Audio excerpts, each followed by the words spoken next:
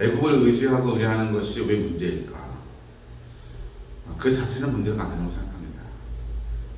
지금도 국가 간에 조약을 맺고 동맹을 체결하고 또 여러 부분에서 협력하기도 하고 적성국이나 적대국의 위협으로부터 자신을 보호하기 위해서 동맹을 맺고 보호하는 그 모습은 일반적인 모습이고 또 약소국으로서 당연히 할 수 있는 외교적인 방법입니다.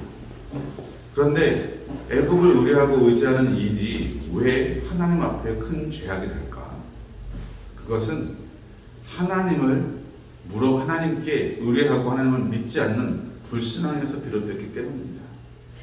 동맹을 체결하고 애국을 의뢰하더라도 하나님께 물을 수 있죠. 하나님께 기도하고 하나님께 묻고 하나님의 신뢰 안에서 하나님을 믿는 믿음 안에서 그 일들을 행할 수 있었을 것입니다.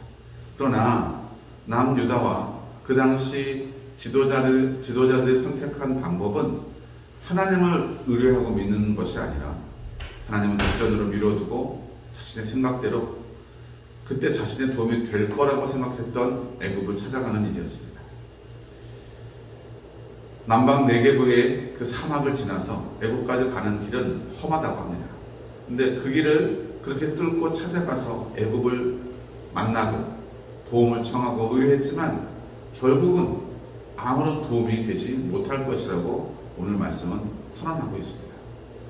그러면서 이제 잠들어 있는, 가만히 앉아 있는 라합이라고 표현하고 있는데요. 이게 이런 거죠.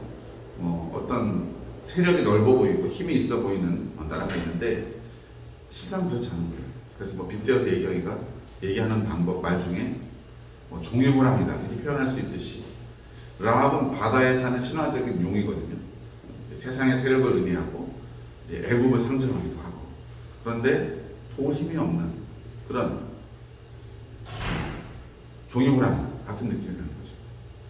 그리고 하나님께서는 토기장인가 되셔서 우리를 지으신 분인데 그를 의뢰하지 않고 버리고 떠났던 유다에 대한 심판을 표현하실 때에 토기장인가 그 그릇을 깨뜨리는 거잖아요. 이제 토기장이 옹기 만드는 곳에 가면 사실 완성되어 있는 옹기보다 깨져 있는 조각, 깨져 있는 것이 훨씬 더 많습니다. 오늘 말씀은 그 조각을 들어서 불쏘시개로 쓰든지 물을 잠깐이라도 담을 수 없을 만큼 철저하게 다 깨 부수시겠다는 말씀이죠. 우리도 가끔 우리의 삶을 살아가면서 처한 상황 또 나에게 닥치는 어려움을 타개하기 위해서 방법을 찾습니다. 세상을 의뢰하기도 하고 사람을 의뢰하기도 하죠. 하지만 하나님의 백성이라면 먼저 하나님을 찾고 하나님께 의뢰하는 것이 첫 번째가 되어야 할 것입니다. 그렇게 하고 나서 하나님께서 열어주시고 하나님께서 인도하시는 그 방법을 통해서 우리의 문제들이 해결되어 갈 때 하나님은 우리의 하나님이 되시고 또 우리는 하나님의 백성으로서의 온전한 관계가 유지될 것입니다. 다행히도 하나님의 심판의 말씀은 항상 심판으로만 끝나지 않고 역시 회복의 말씀을 같이 주시고 계시는데요.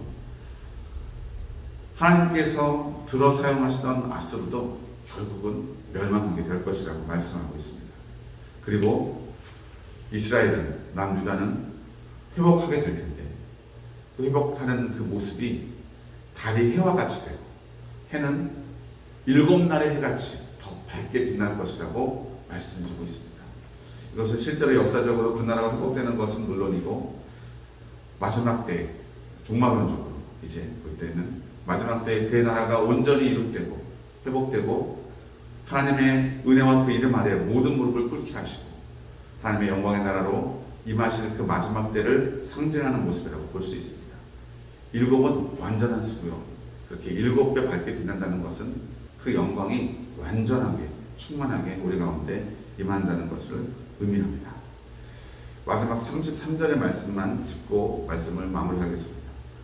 이 도벳이 이미 세워졌다고 표현하고 있는데 이거는 흰놈의 골짜기라는 곳인데 이게 쓰레기를 태우고 우상의 제물을 드리던 곳, 여기에 그 인신 제물을 하는 자신의 아들을 자식을 태워 드리던 악한 일들이 행해지던 곳이었어요.